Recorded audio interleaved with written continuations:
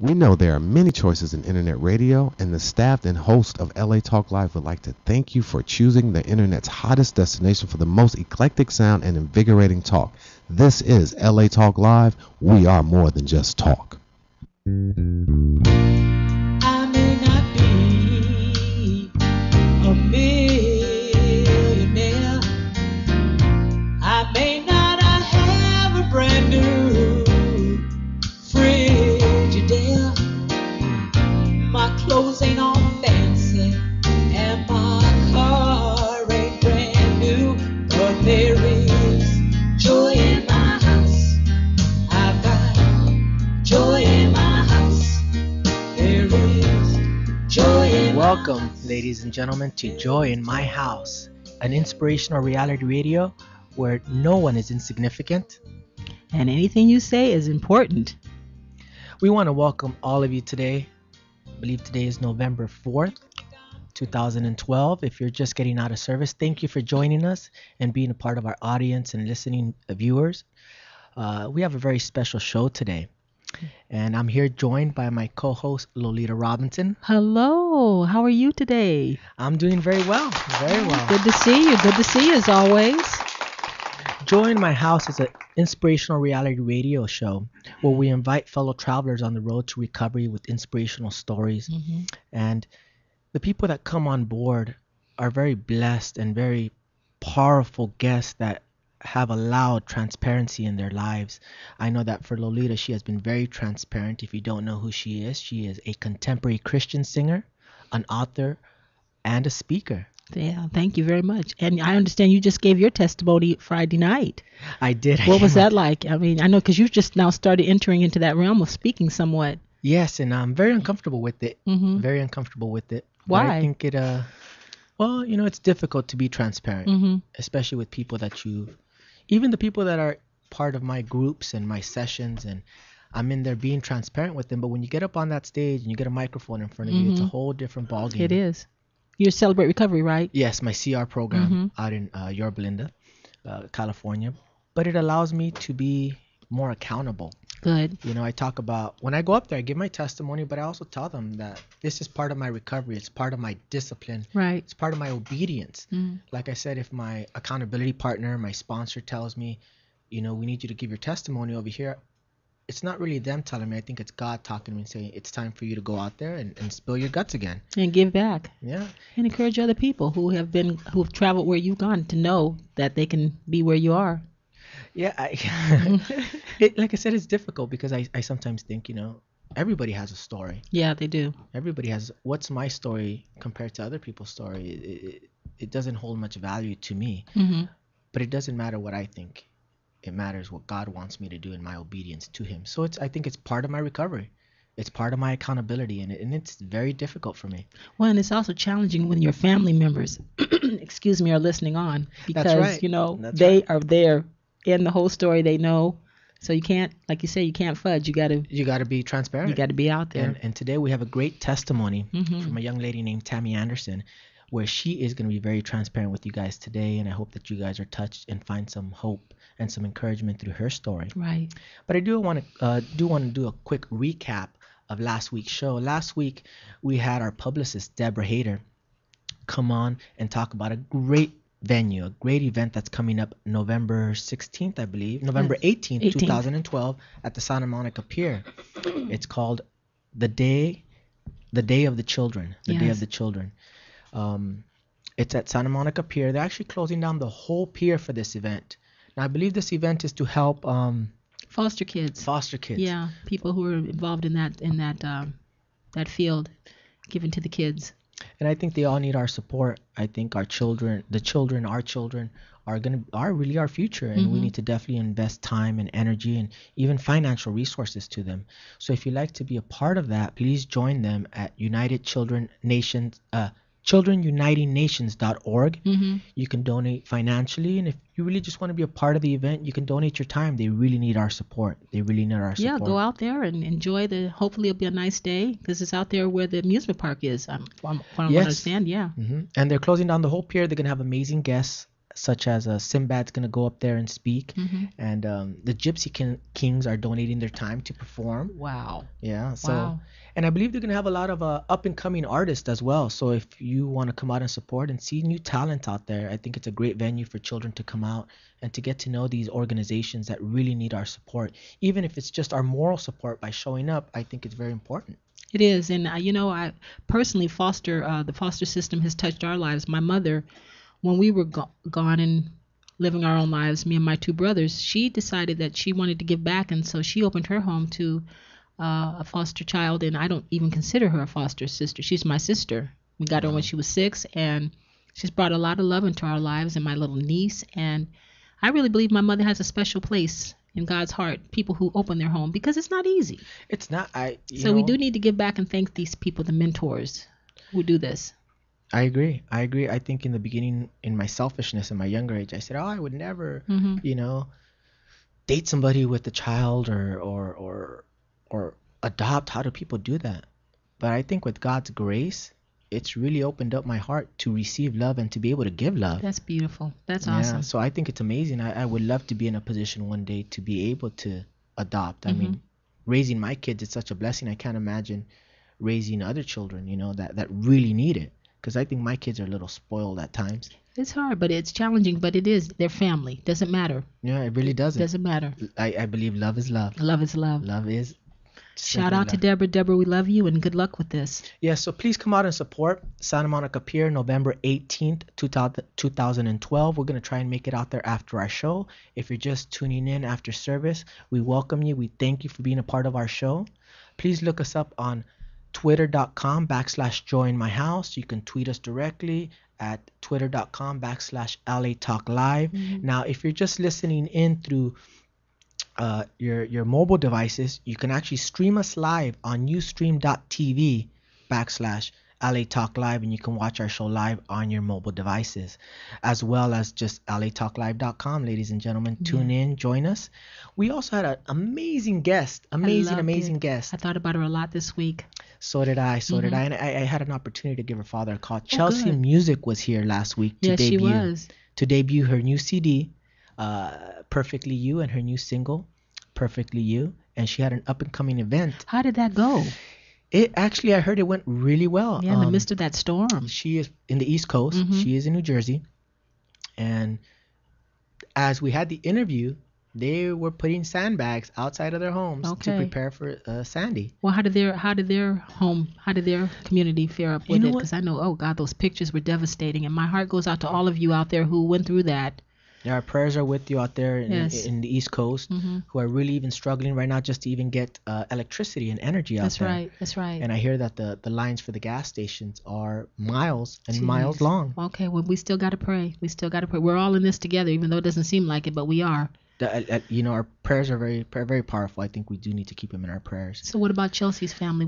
Her home and the They did event? fairly well. I mean, they prepared and they didn't get hit as hard. Okay. But some people up in the east, the coastal region of New Jersey, got hit a little harder. Yeah. So she didn't get hit too hard, she said. So she was blessed. Right. And her event was actually that Saturday, Oh, which my was last goodness. Saturday. Wow. So they were thinking whether they're still going to go on with the event. They prayed about it and decided to go on for those who maybe feel that they needed a little bit of release and a little bit of hope. Yeah, exactly. Yeah.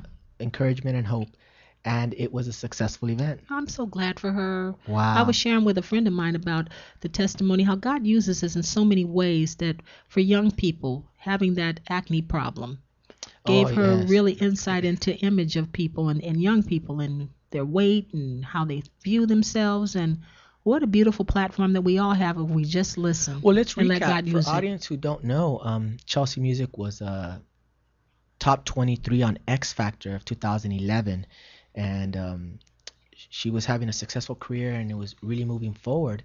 And then she made it to the top 23 and got let go, got sent home, and went home and was still performing. And if you get an opportunity to look at her bio, check out her website, chelseamusic.com. She just did a big release of her new website.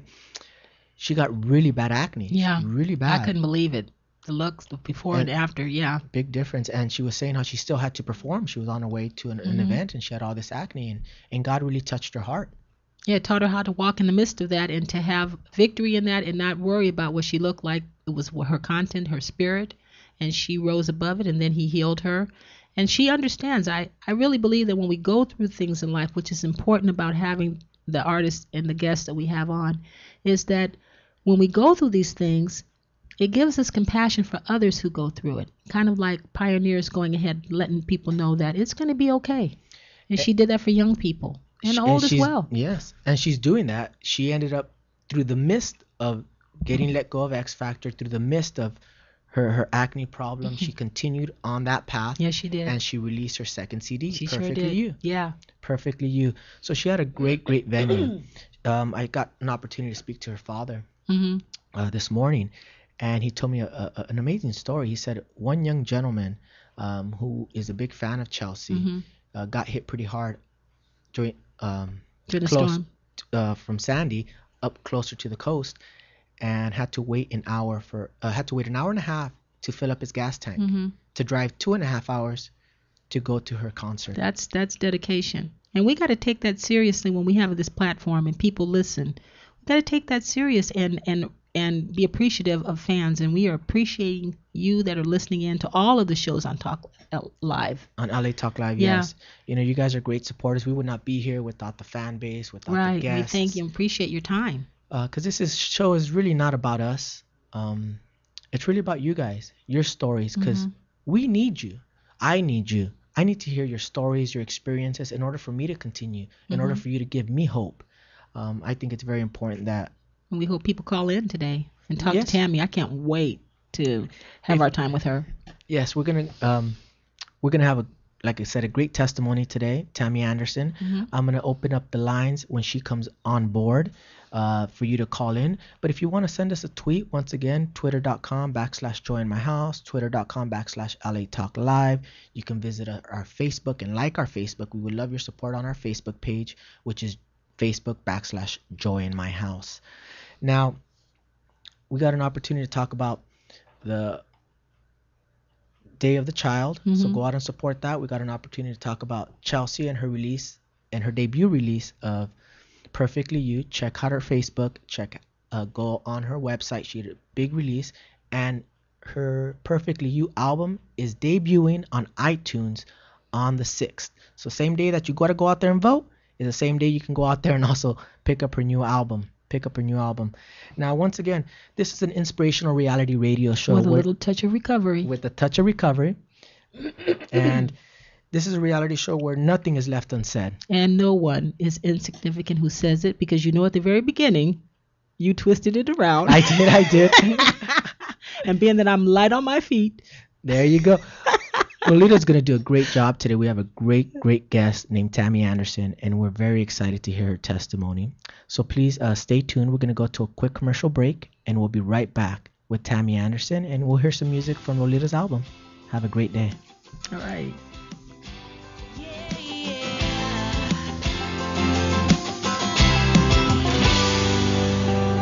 You wish you were a little bit taller and your hair was light.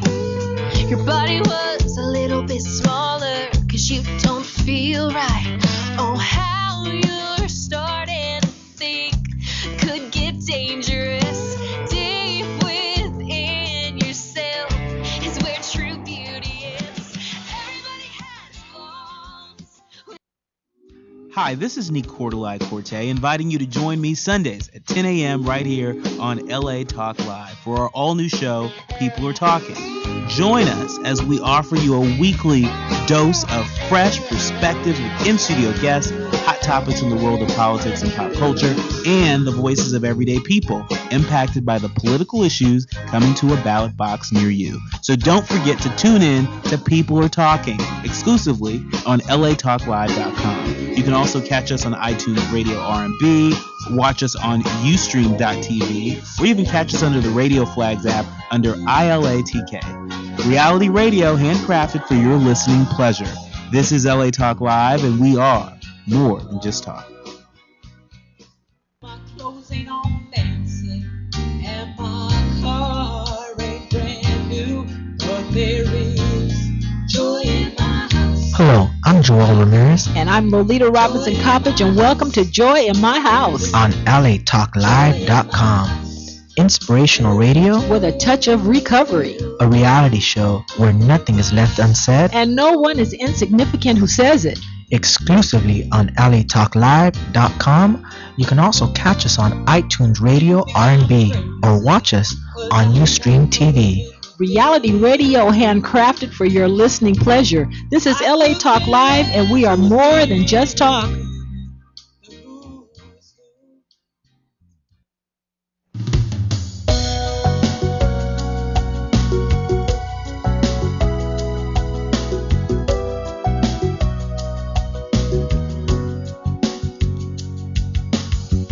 I'm always in one of my constant Welcome back to Join My House, ladies and gentlemen. If you're just tuning in, welcome. Thank you for being part of our audience here. I'm joined here by Lolita Robinson Coppage, contemporary Christian singer, author, and speaker. Hi, Joel. How are you? Good to see you. Good to see you. I'm also joined by our special guest today, Tammy Anderson. Welcome to Join My House. Thank you. Good. Thank you. Good. Hello, everyone. Hi. Well, if you're just tuning in right now, we had an opportunity to recap on a great event that one of our guests last week got an opportunity to share, which was Day of the Child, November 18th at Santa Monica Pier. This is a great venue. There's going to be entertainment, games, and A lot going on for the foster children. for the foster children. Yes. So please visit them at childrenuniting.org. You can donate financially, or if you just want to donate your time, they can really use our support. But if you just like to go and be a part of this amazing venue, it is absolutely free to go. Go and enjoy the festivities and go out and show your moral support. We also going to recap with Chelsea Music, who released her debut last week. She was a great guest. But today we're going to talk with our in-house guest today, Tammy Anderson. Tammy, once again, welcome to the show. Thank you. I want to thank you for coming on board and sharing this amazing testimony that you have. Thank you. The way I met you was through one of our partners and web designers here, Paul Obel, and he was actually on the show and got an opportunity. He's a minister as well and had an opportunity to minister to us. He had a very great interview that we had. Yes, he did. Well, welcome to the show. Let's talk a little bit about you. Let's hear a little bit about your story, Tammy. Tell us.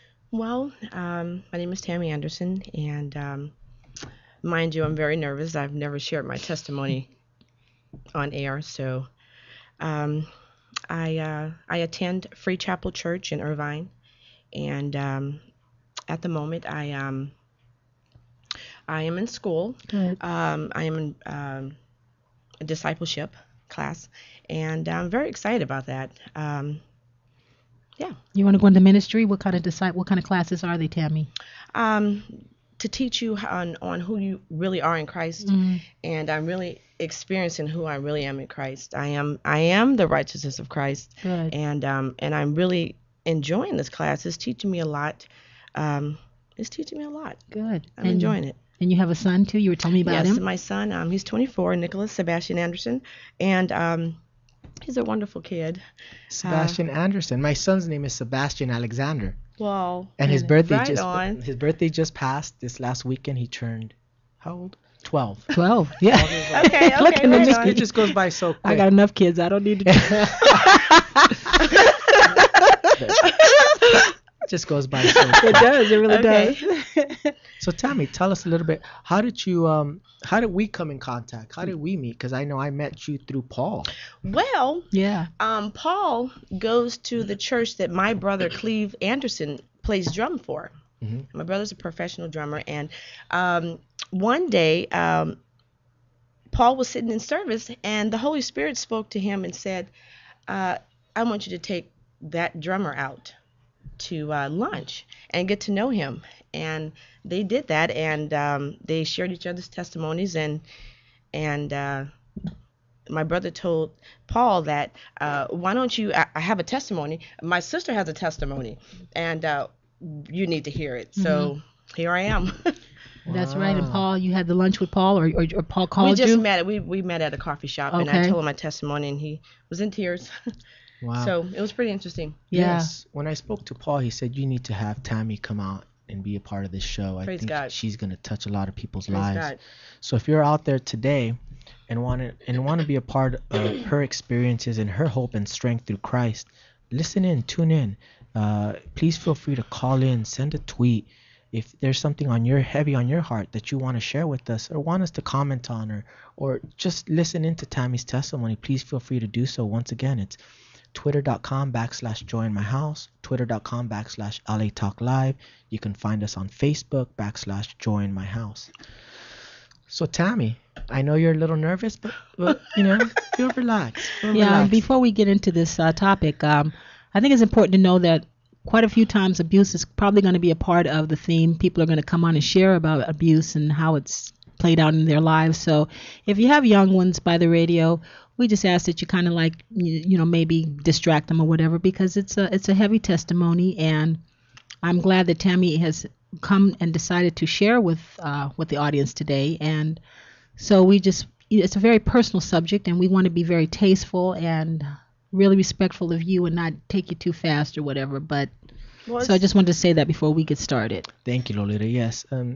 Take into consideration that she is here on her own merit, feeling that God has touched her to give her testimony on national radio here. So please feel free to have grace. Have grace. As people have had grace for us, we also need to have grace for other people, and to feel the Holy Spirit come into our lives.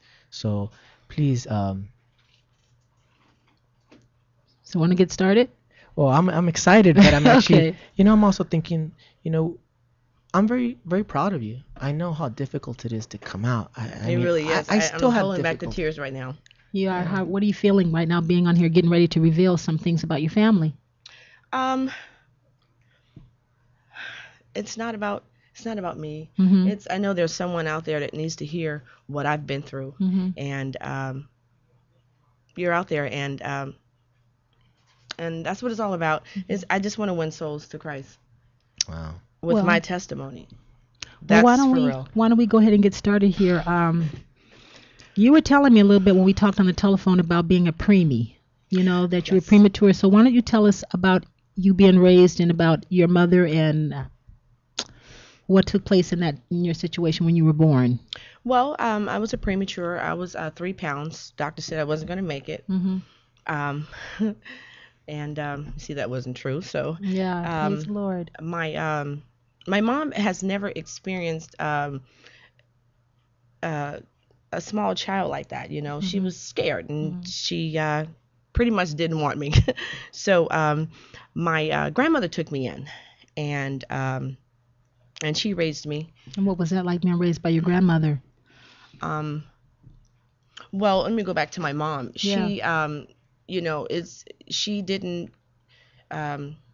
She never experienced, having a little child, and she really didn't know how to receive that. I was really, really tiny, and she was just scared, pretty much. How many children were there before you were born? There were one. So there was one before you. Yes, it was my sister. Okay. Yeah. And then you And then- my other brothers previous. Okay, now let me get this straight. Your sister, and then you, and then Cleve came. Okay, Yes. and then your other brothers. Yes. Okay. No, I had 2 older brothers prior to my sister. Okay, so all right, just for clarity, you had 2 older brothers, your sister, and then you came. So you were the 4th child. Yes. Okay. Yes. So now, I'm glad you went back to that. Well, we'll talk about that a little later on, how that felt being the only one in the family that your mother decided not to keep, even though you understand it now. At the time, I was young, so I didn't really worry about it. I was, my grandmother really had a lot. She had a lot of entertainment for me. She really, she was great. She was awesome. She raised me in church, and I was small, so I didn't really understand.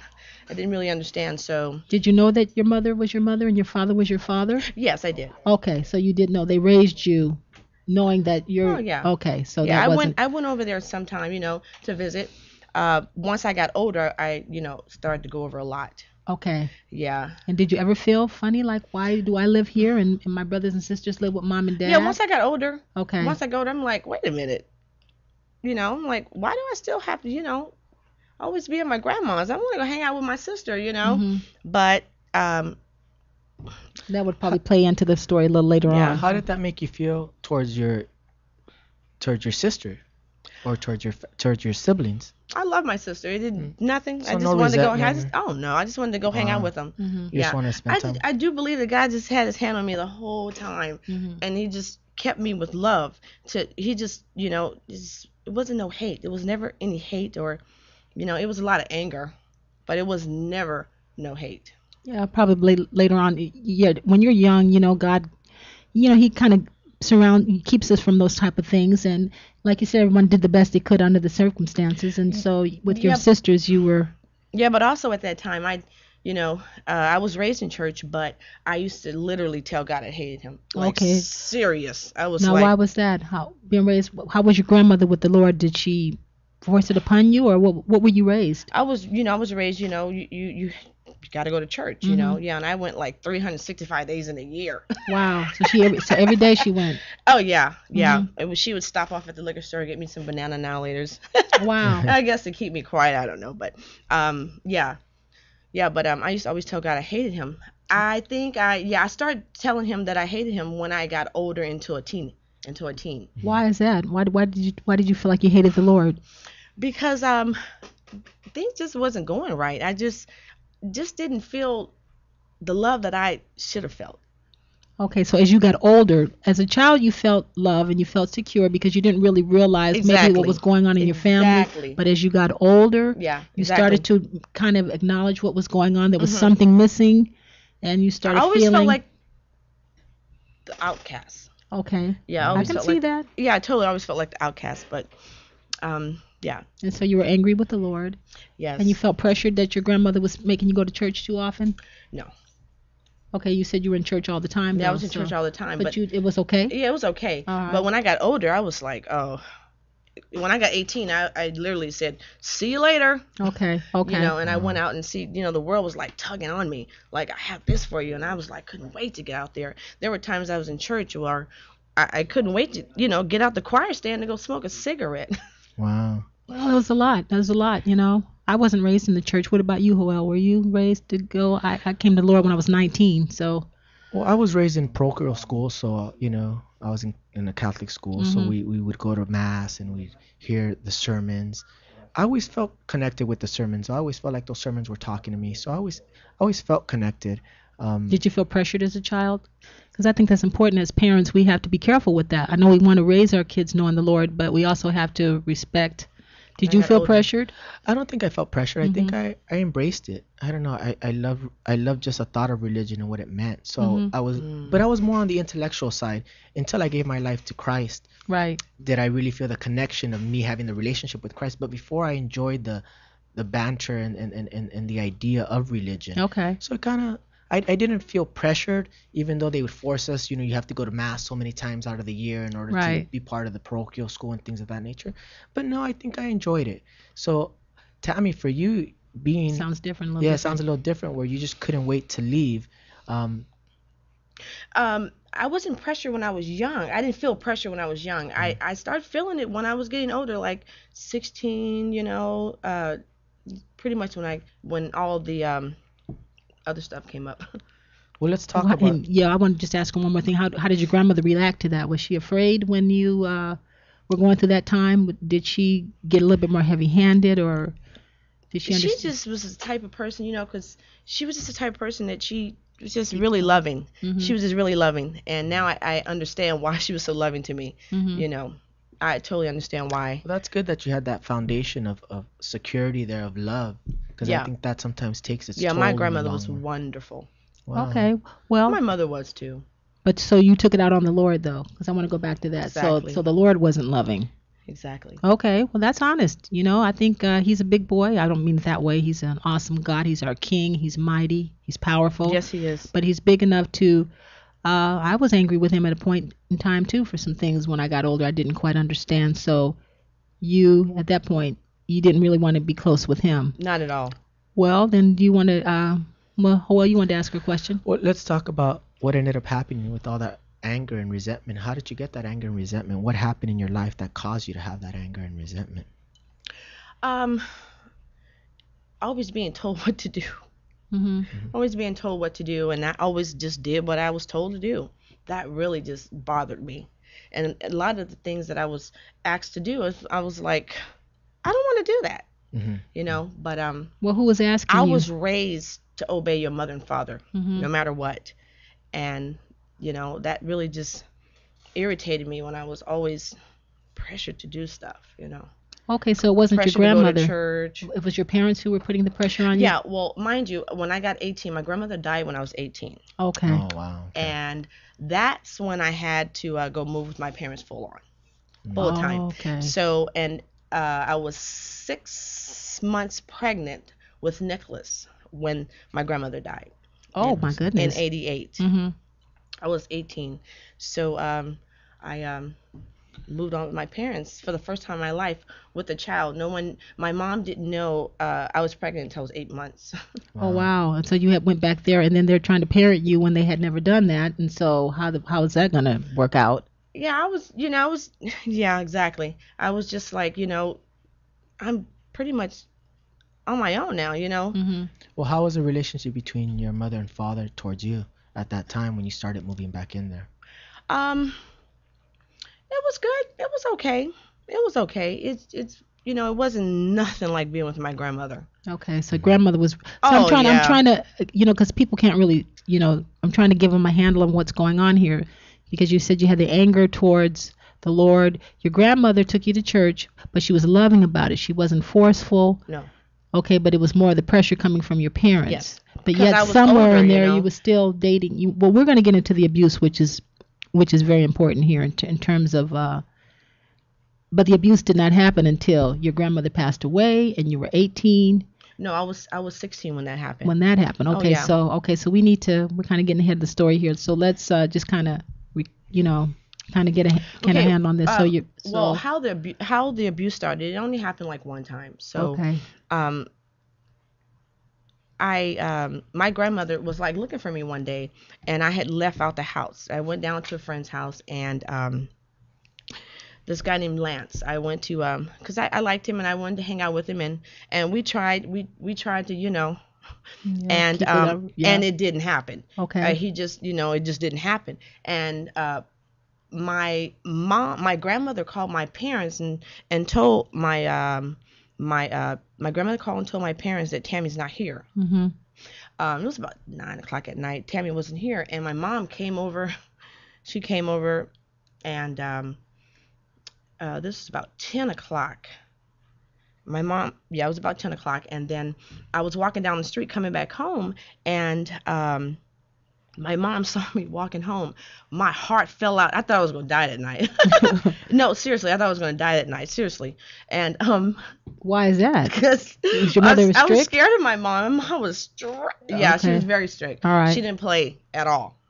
So it must At have been kind of confusing in your life, living with your grandmother. It was very And your confusing. grandmother was raising you one way, but yet your parents, Yeah. you weren't in their home, but they were still trying to parent you from your grandmother's home. See, That my had to mom be real was confusing. my mom was always scared of my grandma.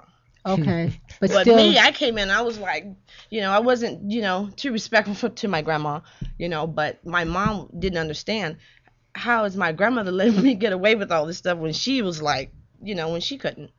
But back to that night, I was walking back home to my grandmother's, and my mom and my dad saw me, and my mom, she had her belt around her neck. oh my goodness. She said, so where you been? And I said, I was over Lance's house. And she said, oh, well, let's go back over to Lance and see what happened. And I was like, for what? Mhm. And and then, Lance opened the door, and he was like, what's up, Mom? What's going on? What's up with the belt? Oh my goodness. She said, I want to know what happened. And we're both like, nothing. We tried it. We, tried to make it happen, but it just didn't. It just didn't. And it just didn't happen. So my mom brought me back home and spanked me, like, seriously. Wow. I was 16. I got spanked really hard. I mean, I got spanked.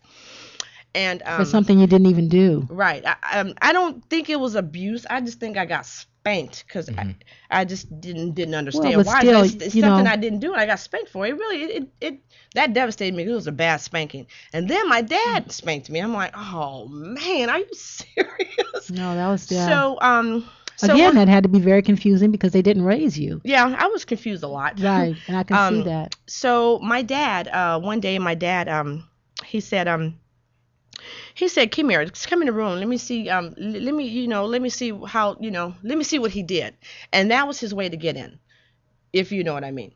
Well, let's just try and slow it down a little bit. What do you mean by that, your dad? He wanted to know how it happened. How how did he do it? The act that never didn't took happen, place. right? And then he got on top and he said, "Did he do it this way?" And I was just laying there like, no, like, but I was never like, told different. I was just, just going along with it. No, I'm thinking like this guy's wasting his time. What is he doing? Nothing happened, So, but he still was, doing his due. He was violating you. Your father was violating you. Yes, that was he the first violated time. you. He That was the violated first you. time. So. Okay. So that took place, and then my dad told me not too long ago, when that incident happened, he said, now this is daddy's and daddy's little girl's secret. Oh my goodness. So when he told me that, I was raised, Ma and Pa is one. Husband and wife is one, and there's no secrets between them. Mm-hmm. So I told my mom, and Mom was like, that changed her life. Mm-hmm. But it also, from what we talked before, your mother really could not believe. She couldn't. She did turned not. It on you. Yeah, definitely. She didn't. Yeah. She didn't receive that at all. Again, another part of your life being confusing. Yeah. That you would come to her in confidence and tell her Right. what happened. Right. And then again, rejection or abandonment. Mm-hmm. Like at the beginning where you live with your grandmother, the abandonment there, and then to the abandonment when you come to her and confess to her, again feeling abandoned. Yeah, well, I felt abandoned, even by my brothers and sisters. I walked in the house one day, and this is when we moved down to Orange County. I had walked in. This is when I was older. Now, this is when I got older. After the fact that this happened, I told my mom. And how was her response? How was her response to you? From then on, it was like I just wasn't treated right at all. She took her anger out on you? Yes, and I was blamed for everything. I was just blamed. Do you mind telling us what kind of things were said? You know why it's important? I'm asking you this not from the sake of just for the sake of being like on a voyeur. It's okay. I'm not nervous anymore. Well, that's good, but to tell people, because this happens to many, many people, boys and little girls, that they're blamed for that. They're told that you did something, you were too fast, or you put yourself in that situation. And I know people hear about abuse all the time, but it's so prevalent, it is so common, and it's going on so much now that it still has to be talked about. And so I don't want to rush over this. Okay. And I want you to really focus on that, what she said to you. One day I had came in the house, and my brothers and sisters was upstairs, and I heard my mom ask them, do you guys think that she knew what she was doing? Mm-hmm. And my mom was asking my brothers and sisters this, and my brothers and sisters answered and said, "Oh, of course she knew what she was doing." Wow. Oh my goodness. And then to bring the kids into that, I mean, that was. Yeah. And I really just felt like, you know what, this is now, mind you, I was. You were 16 at this time. No, I had gotten older now. Wait this is the treatment that I've received. When she brought the kids in on this, you were older when she asked your brothers and sisters, did they think that you... Yeah, because obviously my mom was really stressed on this. But you were older. You weren't 16 when she asked them that. No. It just so happened I walked in and my mom was still like, it really got to her because this was really deep. So, but you were older. Yeah, I was older. I was older. Okay, because I was going to say that's really pretty heavy. I was about 22 when I heard this. So okay. Yeah, and I was and you're doing good, thank you. And so I was like I walked in on it and I was like, are you serious? Well, how did that make you feel once you heard even that your siblings blamed it on you? Not only did your mother blame it on you. Now, I just felt less, more, just more distant. more distance. Definitely, I was definitely more distance. I've always felt distance. But that would really, that just, No, that took the cake that was right the there. cake right there. Well, And what was your father doing during all this? I'm sure people are wondering, he okay, was working. He was working. He was working, Did and he was he- taking care of the family. but he never admitted I was it. well. Let me tell you this. One time, I was in the garage, and I was in the garage, Mhm. and my dad, my dad was, trying to give me some of his advice about, life. Mhm. And I looked at him like, are you serious? Mhm. I don't want to hear what you have to say. So, my mom was like, respect your dad. And I'm like, you got to be kidding me. Right. Boy, what double messages. No wonder you were angry with the Lord. So I was like, exactly. Right. So I was like, wow. So, and then my dad look over and tell me, he's like, you open your legs. Oh my goodness. And I was like, Tammy. oh, that really just took my, mind you, at that time in my life, I had, actually, no, you know what? I was older than 22 because I started doing methamphetamines at 25. Well, we're going to get into that in a few Okay. minutes. So, yeah, We're going so, to yeah. just kind of setting the stage for Yeah. what effects this abuse had, how it played out into your 20s and stuff. We will get to that, but this is what your father said to you. Yeah. And that really just, oh my goodness, that just took my drug use to another level. Okay, so all It right, was- well then you're so, going there. My Well, after the abuse, how long did it? well, let me before tell you what my started? dad, what the finish of that story. Okay. My dad, when he told me that, I was just so hurt. My heart was just broken. So my mom was right there, and she saw what I did. I went and I just grabbed the Bible. I was like living out of the garage at the time, and so my stuff was all in the garage, and my Bible was always on top. I never read it, but it was always on top. I knew it was some importance there, but anyway, I grabbed it and I just held it, and I just couldn't let it go. My mom saw that, and so my mom waited till my dad went in the house, and she said, what really happened? And I was like, yeah, I'm about to confide in my mom and tell her what happened. And she looked in my eyes, and she walked up to me and looked in my eyes, and she said, I don't believe you. So I was like, he didn't do nothing. And that just, You mean God didn't do anything? no, my mom asked me what really happened. What did he do? Oh, and you said About to my her dad. that And he didn't do anything. You said, okay. Yeah, well, when she said she didn't, well, I was just about to confide in her and tell her what happened. Mhm. And then she said, She says, I don't believe you. And I'm like, he didn't do nothing. So I was just like, you know what? All y'all can just leave me alone. So that's when my drug use just, So were you doing drugs a little bit before then? I mean, okay, for you to get, you were pregnant at how old when you had Nicholas? I had Nicholas at 18. At 18. And when he turned 1 month, I turned 19. Okay, so were you experimenting with drugs back then? No. Okay, Nicholas, no. so it happened after the abuse. It happened, yeah, definitely. So you went right straight into, what did you start doing? Were you drinking a little bit, pot or what? That wasn't my mindset. Let me start doing drugs because I was abused. That didn't happen at all. Why'd you start taking drugs? And Hanging out with the crowd that was smoking weed, you know. Hanging out with the crowd that was smoking weed. So that's what I did. I hung out and I started smoking weed. Nicholas was like, I was like 20.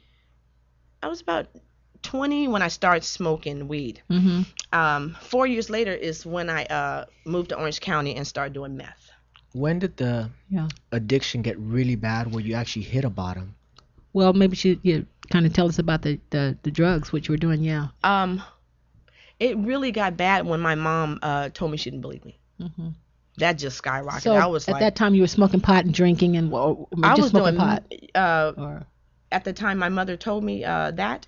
no, before that you were somewhat I was just smoking pot. smoking pot, but after your mother just that initial and your father saying that, which was absolutely horrendous. Yeah, it really was. And I hope somebody out there is who's gone through that or is going through this will listen, and maybe you're being validated to know that you're not by yourself in these experiences. You know, I didn't have that. I had abuse from my father too, but my mother did not. She believed me because she too had been abused by him. You know, so, and my sisters had been abused by him. So I had support. they came around me, they rallied around me, and we have been, cohesive in trying to get well from this. But I can't imagine Going through it. going. Yeah. Can you imagine something I like that can't if your imagine child going came to through it you? all alone, and I can see why now you depended on your drugs to not Right. feel that pain, to Oh, not feel that reality. Yeah. yeah, definitely. Well, You wanna we're gonna before go we on a go, quick intermission break. we'll come back and We're talk gonna about come the back and we're abuse, gonna talk the about the drugs. abuse and then how that led her to Christ and her life now. If you're going through some of the same things, please stay tuned. She has a great story of forgiveness and a great Mhm. story of overcoming some of the worst things you can possibly imagine on her own and with the help of Christ. So stay tuned. This is Joy in My House. 'Cause my stocks have taken a dive. No doubt the landlord's waiting. Can pay my rent again this month. There has been war debating. Missile attacks are awaiting. There's been so many.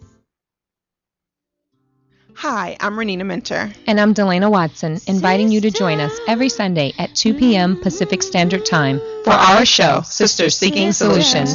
Join us as we discuss real-life issues, hot topics, reality TV, and current events. while providing entertaining and encouraging solutions. So don't forget to tune in to Sisters Seeking Solutions. More than a show, a movement.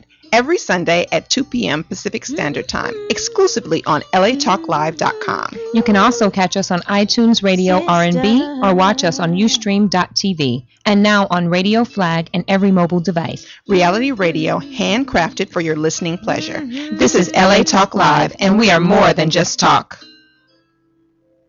Hi, this is John McClure Jr., aka Simply John, and I would like to invite you to join us on gospelrhythms.com every Sunday at 4 p.m. Pacific Standard Time, 7 p.m. Eastern Standard Time for our show gospelrhythms.com Talk Live Radio. Join us as we celebrate Christians around the world in all genres of entertainment, as well as highlight interest stories on men and women who are making a difference and impacting their community.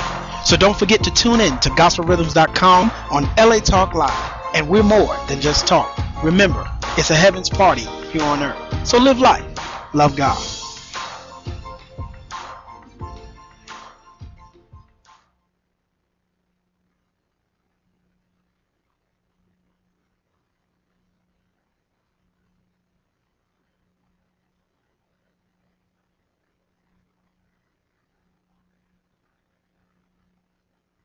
Hi, this is John McClure Jr., aka Simply John, and I would like to invite you to join us on gospelrhythms.com every Sunday at 4 p.m. Pacific Standard Time, 7 p.m. Eastern Standard Time for our show gospelrhythms.com Talk Live Radio. Join us as we celebrate Christians around the world in all genres of entertainment, as well as highlight interest stories on men and women who are making a difference and impacting their community. So don't forget to tune in to gospelrhythms.com on LA Talk Live. And we're more than just talk. Remember, it's a heaven's party here on earth. So live life, love God.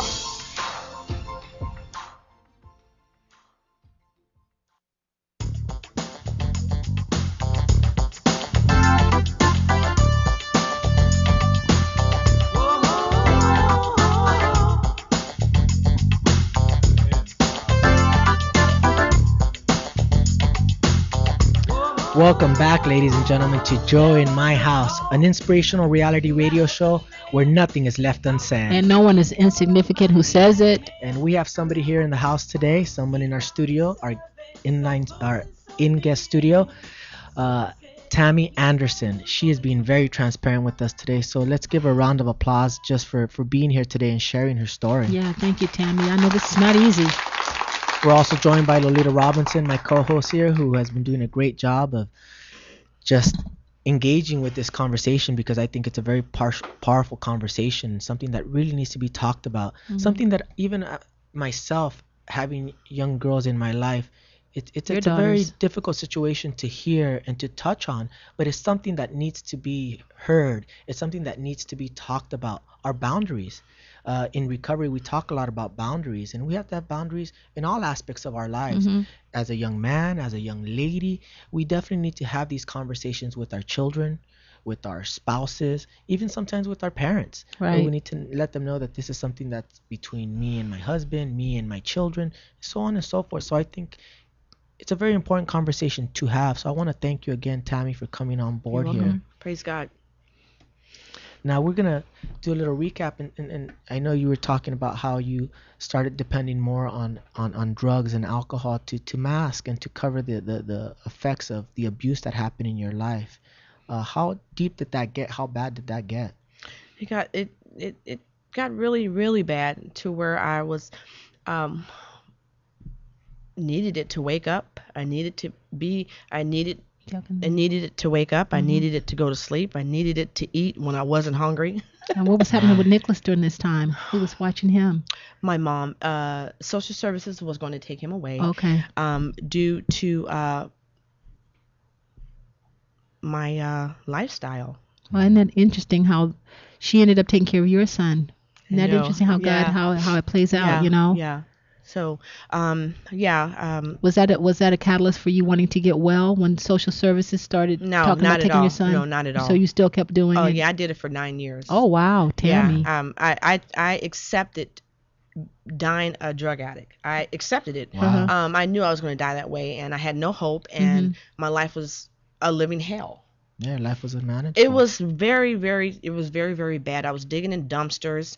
I was having sex with all kind of guys, and I just didn't care about myself at all. I really did not care about myself. Well, if you feel like your family doesn't care, why would you? Exactly. You know? Right. Exactly. I mean, I lost my virginity by my father, and I'm like, well, I just had no sense of worth. I didn't care Right. about life anymore. Right. Right. And one day, I was at this club, and this girl came up to me and just punched me in my face. And mind you, I'm holding all this dope on me. I'm just like thinking I'm all bad. I'm holding all the dope, and I'm all skinny, and I'm looking really bad. And so this girl come up and hit me, and I'm like, what's wrong with you? And she, hit me again. I'm like, and then all the anger started coming up. It wasn't anger towards her. It was anger towards what was going about my life. And what had been done to you. And the abuse. that anger came up. And I just felt like I could just pick her up and swing her a couple of times and just throw her to the ocean. It was about 3 miles from the ocean. Okay. Up in San Clemente. So I just heard this voice say, run. And I've never been in a fight before. So this voice told me, just run. And then I hear this voice tells me to turn around and give her a hug. The audience was like, are you serious? They all looking at me like, are you crazy? So that night I went home. But you did give her a hug. I gave her a hug. Wow. That night, but something was happening in your life that was changing your heart. Oh, it was God. The Lord was starting to intervene. Yes. So when I went home, my mom was there, and she said, you got a phone call from this girl that I thought was my friend. I confided in her and told her what happened. For some reason, that drug just really enhanced my past. It just brought it up, like things that I, forgot happened, and just brought it to, just brought it back. Yeah, we talked about that on the phone, having flashbacks. And stuff. So my mom told me, well, your friend called and said, so I heard you guys were sharing the same man. That was just like, I was done. I'm like, so I went up in the room, and I went upstairs to the room, and I was like, I just knew that God knew that I didn't want to wake up the next day. I didn't think of suicide at that time. I just didn't want to wake up. I did not want to live anymore. And what did he do? Because we're kind of running out of time. I went to go call 1-800-CHARTER. You remember 1-800-CHARTER? Yes. I do remember that, yeah. I went to dial the 1-800-CHA, and I heard my name call. I heard God call my name. Wow. And at that time, that's when I heard the devil say, there go another one. I literally heard this. So that was that. And I still was doing drugs after that, and I ended up getting pulled over and going to getting arrested. Oh, good. Doesn't Yeah. sound like it, but good. Yeah, it's like, yeah, I end up God- arrested. God got you. Yeah, I end up arrested, and the police officer said, "You have 3 Bibles in your car. I think God is telling you something. You're going to jail tonight." So that was cool. I went to jail, and I had no one's number. No one knew where I was at. I was in there for a month, and that's when I stopped and said, "You know what, Lord, this is it. I know you're calling me. I know you're calling me. I heard you call me July 17, 1995, and yes." Wow. So, he kind of pulled you away from your family and everybody, so he could talk to you. Exactly. So, and that was so cool. So I ended up in Salvation Army for 6 months, and that's the facility he used to completely change my life. Oh, wow. Yeah, Maybe it was ask, amazing. well, Well, now how's your life now? yeah. My life is amazing. My relationship with my dad is wonderful. A few years ago, he came to me and said, "Honey, I'm sorry. Wow. It wasn't your fault. It was all me. You had nothing to do with it." And that is the first person that's actually Acknowledged been what accountable and happened. acknowledged what Yeah, happened. it was so cool. And my dad's relationship right now is just so wonderful. I love my dad. I forgave him. Now, Salvation Army told me when I first went, they told me that in order for you, I was so scared to get high again. I didn't want to ever get high anymore because Right. the devil. I really saw the devil more into my drug use. But let's talk So, about that forgiveness. When the forgiveness came when my counselor in Salvation Army told me, "You're going to have to forgive if you don't want to get high anymore." And I was like, "Forgive all of that?" It was like so much to forgive. I'm like, "Okay, I forgive. I totally forgive. I forgave. I just forgave." Wow. And I am where I am now because I forgave. What is amazing story of forgiveness. Something that is not an easy thing to do. Even No. even And I me wanna- forgiving something small, I can't imagine you. I want to thank you, Tammy, for being so And I want to say amazing. something before, just for the people out there listening. I talked to Tammy on the phone, and I was telling her that everybody's situation is different. Some people are not able to forgive and have a relationship with their perpetrator, and some people are. So we are not recommending that everybody's healing is this way. And so mine was not that way. I didn't have a relationship with my perpetrator, but I did forgive the act, but I did not choose to be close to him. So it's, one size doesn't fit all. I just rejoice that you were able to forgive and that God is working in your father's life and in your family's life, Tammy. Yeah, I have a relationship with everyone in my family And now. see, God is a great healer. So we're kind of wrapping this up, but I wanted to just make that clear to the people out there that are listening in. We're not saying that this is the way you had to. I had to have a lot of therapy, lots, and years of it for God to heal.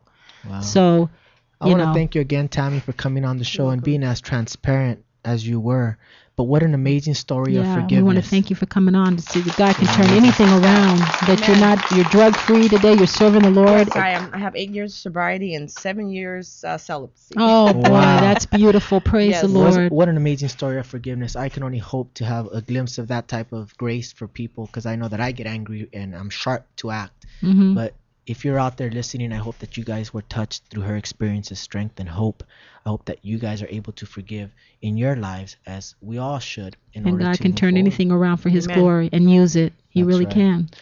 I do want to thank everybody for joining us today. I do want to thank some of our supporters and contributors: Deborah Hayter, Larry Lorenzo, Patrick Edgington, Reverend Dr. Long, and our producer Van Eric, who is just amazing. Really. Here he does all the technical Yes, work he does. and direction here. This is Join My House, ladies and gentlemen. It is a pleasure to And be next here. week, who are we having next week? Next week we have an amazing gentleman by the name of Bruce. He's going to come and talk about sexual addiction, something that we really need to touch on, especially for me as a man, and some of the things, how to get through it and how the struggles go and develop and go on through our recovery with these addictions. So I want to thank you again for joining us. This is Join My House. I have Lita Robinson Thank here. you for joining us. Tammy Anderson here. We want to thank you once again for joining us. Don't forget to join us next week with Bruce Steele on sex addiction. Have a great day. Have a blessed day, ladies and gentlemen. Bye-bye. Bye. Buddy with the sun, the stars and the moon. The prom that turned away said, a king in the barn, that's the day. Oh, what's this kid gonna do? I'll be the savior of me and you. Huh. And little did they know how